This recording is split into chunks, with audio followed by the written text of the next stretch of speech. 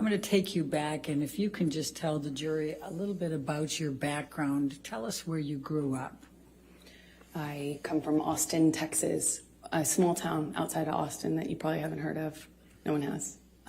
It's called Maynard. And I was raised by my mother and my father, and I grew up with a little sister, although I have a big sister as well. And your little sister's name is? Her name is Whit Hurd.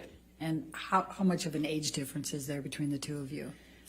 Whitney and I are about 1 year, I think we're 16 months apart, so right next to each other. And what did your father do for a living? My father broke horses and did construction. He painted houses, and hunted and fished. But that was for fun. And what did your mom do? She worked for the state of Texas. Let me just, since you talked about the breaking horses, can you just tell the jury what your role is in assisting your dad on that, and what is involved in breaking horses? Objection leading. Can you just tell me about? Overruled. Good. You just got to stay on, basically. I would help him. I was more of a crash test dummy. You know, when you train a horse, it's a wild animal. It doesn't necessarily like to be ridden. And there are people out there who are crazy enough, like my dad, to pick that as a profession, I guess. And he was really good with horses, and I was the son he never had, so it was my job to, stay on. And what, if anything, did you learn from your father about how to react to the horses? Well, with training horses, I guess the key things are to not show fear, not get intimidated, not show fear, be tough and calm. Tell the jury a little bit about your educational background during those growing up years and your work experience. I worked any job that I could from the time I was really young. I wanted to get out of Texas and do something with my life and see things and do things. So I was in school and really pushed myself to, I just always pushed myself to be able to accelerate the process. I wanted to, get out of school as fast as I could, and I wanted to do more things with my life than stay in Texas. So what types of things, so where did you go to school when you were younger?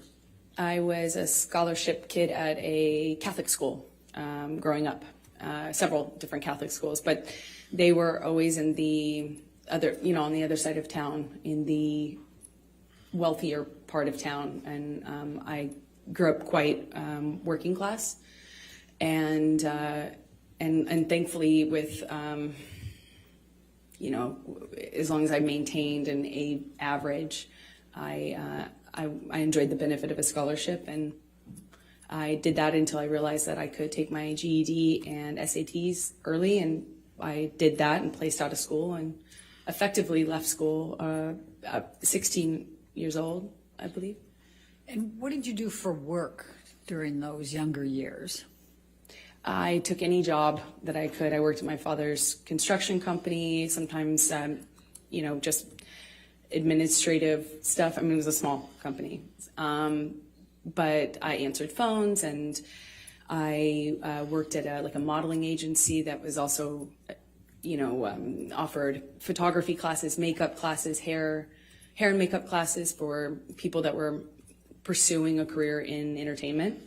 And I started taking classes that I paid for by working there, effectively as a trade. And I eventually worked there long enough to be able to pay for my headshots, which are the pictures that you use in the industry to promote yourself, in whatever, acting, modeling, or both. Okay. And what, if any, charitable work did you do when you were still young? It started off as a requirement for the school I went to, and then I liked it so much, I think, because it meant I wasn't at home, and that was important to me, is just to not spend time at home. And I really loved meeting people, so I worked at the soup kitchen every morning before school, during the school year, for about 4 years. I didn't go on weekends, but on weekends I would do various things. Worked at children's museums, typically, because they would work with younger volunteers, and mostly soup kitchens and things involving children. I worked at with deaf kids for a while, and yeah, I love it. And when you worked with deaf kids, what, if anything, did you do to learn to be able to work with them? What happened then? Well, then.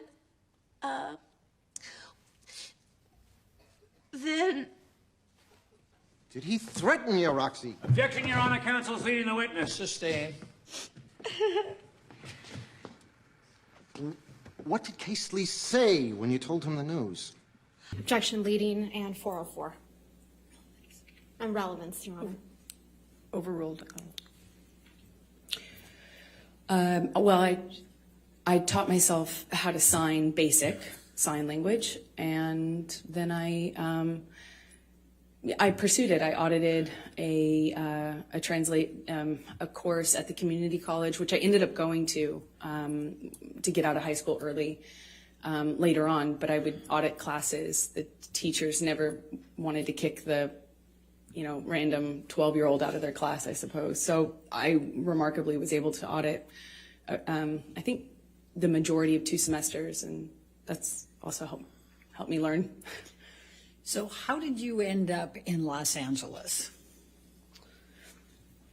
I did a small job in Texas where I played a part in a movie, and the actor in the movie that I was playing opposite had an agent visiting him from LA, and I met her on set, and she said that she had heard about me from another bit part I did. I was taking jobs in Austin for really anything, to be an extra, to apply I did makeup once.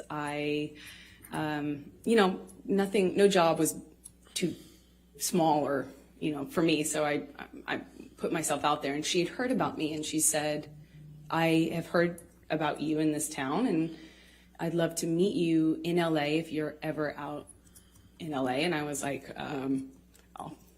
when can I come? And she made an appointment with me for the following week, and I used all but $180 or something to get out there, and I landed. I didn't know anyone. I was 17, and